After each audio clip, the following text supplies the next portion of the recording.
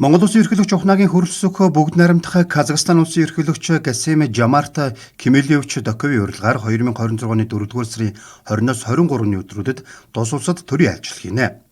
Монгол Улсын ерөнхийлөгчийн төвшөнд тус улсад 19 жилийн дараа болох энэ айлчлалын үеэр хоёр орны төрийн тэргүүн ганцаарчсан уулзалт аль биесний хилцэг хийж хэвлэл мэдээллийн байгууллагын төлөөлөлд мэдээлэл өгнө.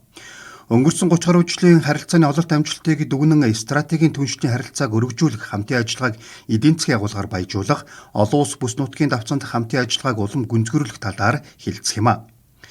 Айлчлалын хүрээнд талууд харилцаа хамтын ажиллагааг өргөжүүлэн хөгжүүлэхтэй холбоотой засгийн газар болон байгууллага хоорондын баримтчүүдэд гарын үсэг зурхаар төлөвлөж байна.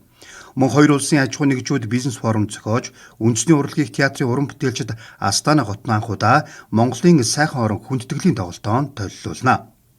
Ерөнхийлөгч хөрөлц өгөх төрийн айлчлалын үеэр Астана хотно болох экологийн асуудлаарх бүс нутгийн дээд түвшний уулзалтанд оролцсон. Казахстаны ерөнхийлөгч Токоев 2024 онд ерөнхийлөгчийн урилгаар манай улсад төрийн айлчлал хийсэн нь харилцаа хамтын ажиллагааг бүх салбарт гүнзгийрүүлэн хөгжүүлэхэд чухал түлхэж болсон.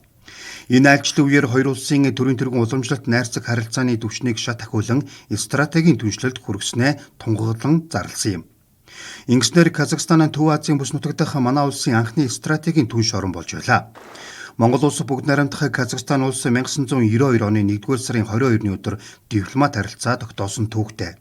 Манай улсаас 1998 онд ерөнхийлөгч Багванд, 2007 онд ерөнхийлөгч Инх Баярнаар Казахстан улсад төрийн айлчлал хийж байсан юм а.